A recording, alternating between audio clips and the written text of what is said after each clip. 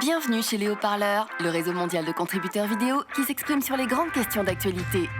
Aujourd'hui, 4 contributeurs pour un sujet brûlant.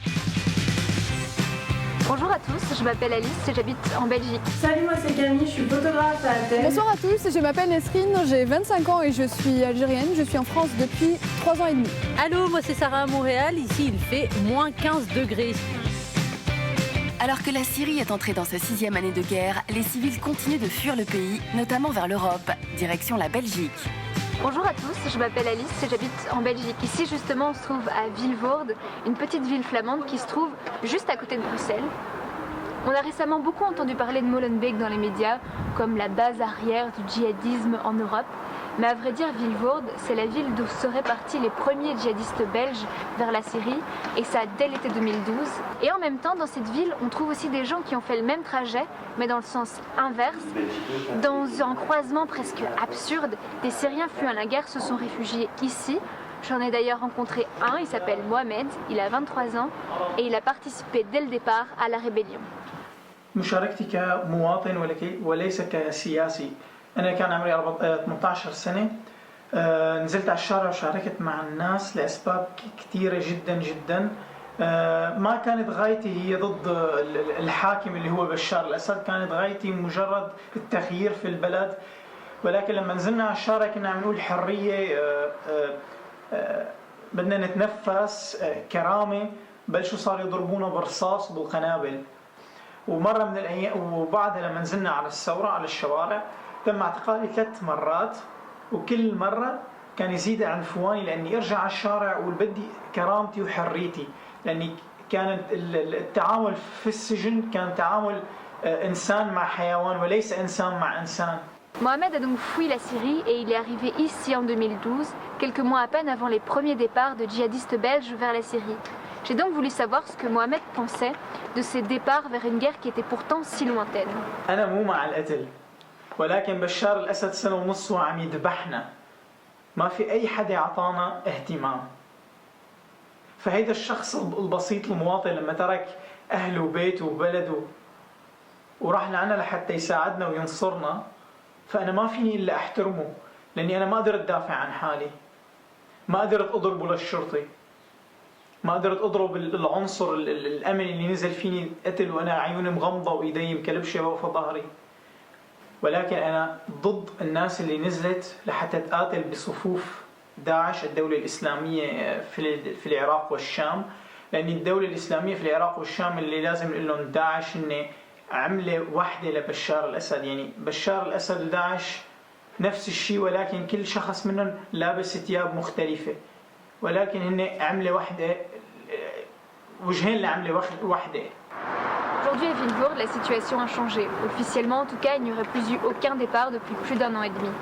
L'explication, elle se trouverait dans le renforcement de la politique de prévention, mais aussi dans le démantèlement de l'organisation salafiste Sharia for Belgium, qui a organisé bon nombre de ces recrutements. De son côté, Mohamed s'est lancé dans un nouveau projet, celui de réaliser un film documentaire sur les réfugiés, parce que le rêve de Mohamed en Syrie, c'était de devenir acteur ou comédien, et c'est un rêve qu'il espère pouvoir concrétiser aujourd'hui. Avant d'atteindre la Belgique, presque tous les Syriens passent par la Grèce. Sur l'île de Lesbos, les habitants prêtent main forte aux réfugiés. Salut, moi c'est Camille, je suis photographe à Athènes. Avec la crise des réfugiés, de nombreux Grecs s'investissent et se portent volontaires. Yorgos est l'un d'entre eux. Il est volontaire pour Médecins du Monde et avec sa GoPro, il a filmé l'arrivée des migrants sur l'île de Lesbos. My name is Yorgos. I'm 35 years old and I'm from Athens, Greece. I'm a volunteer in Médecins du Monde, but at the same time I'm a lifeguard. The first time I went to Mytilene was like end of August in order to help and assist. The situation was dramatic at that moment because there were millions of people and many kids that were hungry and had no money to buy food, and they were sleeping on the pavement. And as the time went by and the winter came, the situation became worse because boats were arriving with people freezing, hypothermia was present. They were explaining their story that suddenly one day a bomb fell on their house and they had nothing. So they just escaped. They escaped in order to live, to find a better life, or to find a life. Now that the borders are closing around Greece, it creates even more pressure to the refugees because they're stuck and they don't know what they will do. It's very important to mention that the Greek people from the islands initially were against all this, but after all those deaths and drowned people, everybody tried to assist in every way they can, and they're still doing that. Le drame de ces images, c'est qu'on finit presque par s'y habituer. La Grèce, c'est le passage obligé de tous les migrants qui souhaitent aller en Europe. Et la situation est devenue carrément catastrophique depuis que la Macédoine a imposé des quotas journaliers de migrants autorisés à passer sa frontière. Quittons la Grèce pour rejoindre Paris. Une fois arrivés sur leur lieu d'accueil, les Syriens n'oublient ni leur pays, ni le périple qui les a amenés jusque-là. Bonsoir à tous, je m'appelle Nesrine, j'ai 25 ans et je suis algérienne. Je suis en France depuis 3 ans et demi. Aujourd'hui, j'ai passé la journée avec Farah. Farah, une jeune Syrienne d'origine mixte, de père druze, de mère alawite. Comme beaucoup d'intellectuels, ses parents sont traqués par le gouvernement de Bachar el-Assad et par l'organisation de l'État islamique à cause de leurs écrits. Ce qui m'a marqué le plus dans cette histoire, c'est le départ de son père pour le Liban. Il a pris le passeport de son frère, donc il a dû se faire passer pour son frère afin de rejoindre le Liban. الرحلة ما كانت كتير صعبة بسبب إنه أنت كل ما تمري على حاجز كنا نضطر نرشي صاحب الحاجز يعني طبعا يعني يا بالأموال يا بالهدايا يا بأي شيء. الرحلة من لبنان كانت يعني شوية صعبة بسبب إنه اضطرينا نترك أبي وأخي الكبير في مطار بيروت الدولي. اضطرينا نفترق نحن بسوريا وافترقنا كمان بلبنان مرة ثانية. فكانت رحلة الصراحة حزينة يعني. وصلنا على باريس كنا خايفين ضايعين ما عارفين شو بدنا نعمل. الصراحة يعني لما بلادنا هيك تدمرت احترقت ما لقينا يعني جد باب يفتح لنا يعني يفتحنا باب وجد يتعامل معنا بشكل صحيح. أنا بضلني بقول إنه العالم سكت عن اللي صار بسوريا يعني. بس قدام وقبلوا يعني كانت بالفعل فرحة لا توصف يعني بأنه ممكن نجي على فرنسا ممكن اجي اقعد هون انا اتفرج على الصين او اروح اشوف برج ايفل او يعني كان بالفعل مثل الحلم. Farah m'a confié qu'elle a passé des jours difficiles en France. Elle a passé 10 jours en foyer. Malgré tout ce qu'elle a traversé, elle reste une fille très ambitieuse. D'ailleurs, elle a rejoint les rangs de la Sorbonne en sociologie. Et ce que j'ai trouvé incroyable, c'est qu'elle a pu apprendre la langue de Molière en à peine 7 mois. هي كانت فرصة كتير كبيرة إلي إني أدرس بجامعة السوربون. يعني هي كانت مثل الحلم بكل معنى الكلمة. الحلم الفرنسي بكل معنى الكلمة. مع الوقت صرنا نتعلم اللغات. أنا تعلمتها عن طريق الإنترنت. ما كان عندي أستاذ يعلمني أو شيء. وتعلمت في فرنسا يعني في يوم وصولي لفرنسا. J'espère que un jour on va revenir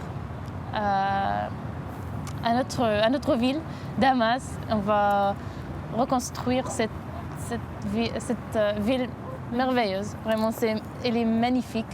Malgré ce déchirement, Farah aujourd'hui tient à avoir une vie normale, une vie d'une jeune fille de 20 ans. Elle m'a même confié qu'elle allait reprendre ses cours de musique et ses cours de danse. J'avoue qu'en rencontrant Farah, je me suis un peu reconnue en elle. Un corps dans un pays et un cœur dans l'autre. بسوريا لغاية ما بيكون في بشار الأسد ما بيكون في داعش ولا نصرة لأنه هدول مو من عنا ومو منا يعني. هلا إذا صار في عندي فرصة إني أرجع برجع لأنه بتعرفي بالأخير بلدك وبلدك لما تكون بحاجتك وقدرانة تقدمي لها شيء فأكيد بتروحي تقدمي لها يعني.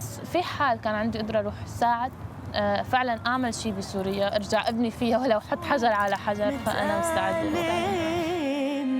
دلوني على À l'autre bout de la Terre, Montréal se met en 4 pour accueillir les Syriens qui arrivent jusqu'en Amérique du Nord. Le maître mot, intégration. Allô, moi c'est Sarah à Montréal. Ici, il fait moins 15 degrés. Oui, c'est vraiment froid, je peux vous le dire. Alors imaginez-vous à la place d'une réfugiée syrienne. Elle a laissé son pays, il faisait 25 degrés environ pour arriver ici. Et là, il faut qu'elle s'intègre. Alors il y a 25 000 Syriens qui sont arrivés ces derniers mois au Canada, 4 000 dans la région de Montréal. Il y a des centres de dons qui sont organisés, il y a des campagnes de sensibilisation dans le métro. Et le gouvernement du Canada a pensé à la culture pour aider à l'intégration. Donc avec ceci, des DVD qu'il donne aux réfugiés syriens quand ils arrivent. 30 films au total qui sont censés représenter le Canada ou ce qu'est le Canada. J'ai rencontré Claude Jolicoeur, le président de l'Office national du film, qui m'a expliqué le choix des films pour ces DVD. Le Canada, c'est des grands espaces, c'est les grandes forêts, c'est la nature, c'est la paix aussi. L'approche qu'on a aussi au Canada, c'est vraiment pas une assimilation, c'est vraiment une intégration et une inclusion des diverses cultures. Donc, les contenus qu'on a choisis aussi reflètent cette approche-là. Toutes les familles que j'ai rencontrées ont expliqué à quel point la culture est très très importante pour elles pour s'intégrer. Alors s'intégrer au Canada quand on est un réfugié syrien, c'est bien, mais l'idée du gouvernement du Canada, c'est également que les Québécois et les Canadiens aident à l'accueil des réfugiés. Et là aussi, en fait, le gouvernement a fait appel à la culture avec par exemple cette bande dessinée qui a été développée au Québec pendant la semaine du développement international, financée par le Canada. Et l'idée, c'est que cette bande dessinée aide les jeunes Québécois à comprendre pourquoi les réfugiés syriens arrivent ici au Québec et au Canada. Aider à mieux comprendre, disons, j'avais déjà demandé un peu à ma mère pourquoi, puis j'ai compris qu'il fallait, à cause d'une guerre civile en Syrie, ils devaient fuir. Mais je pense que la bande dessinée, ce qu'elle a suscité chez les enfants, c'est d'être capable de s'identifier à des personnes qui vivent cette réalité-là, de fuir leur pays, alors qu'ils avaient une situation, une maison, un métier, une famille. Puis tous les obstacles qu'ils rencontrent sur la route pour retrouver un chez-soi. Trouver un chez-soi, c'est ce qu'a fait Mohamed Nourjia, un Syrien arrivé au Québec il y a 20 ans. Il comprend ce que vivent aujourd'hui les nouveaux arrivants. S'intégrer au Québec, c'est pas si difficile que ça. Puis c'est juste une question. Une fois que tu parles la langue, c'est un pays qui est multiculturel. Fait que on est tellement habitué à voir d'immigrants qui vont pas avoir de difficultés. Ils vont trouver du monde qui vont les aider. Puis ça va aider aux nouveaux arrivants de bien s'intégrer, bien sûr. C'est vraiment le plus gros choc qu'ils vont avoir, c'est le froid. C'est le froid à moins 25 degrés, à moins 40 degrés. Ils n'ont jamais vécu ça là-bas. On en est à 25 000 réfugiés syriens accueillis ici au Canada. L'accueil va continuer, certainement s'accélérer.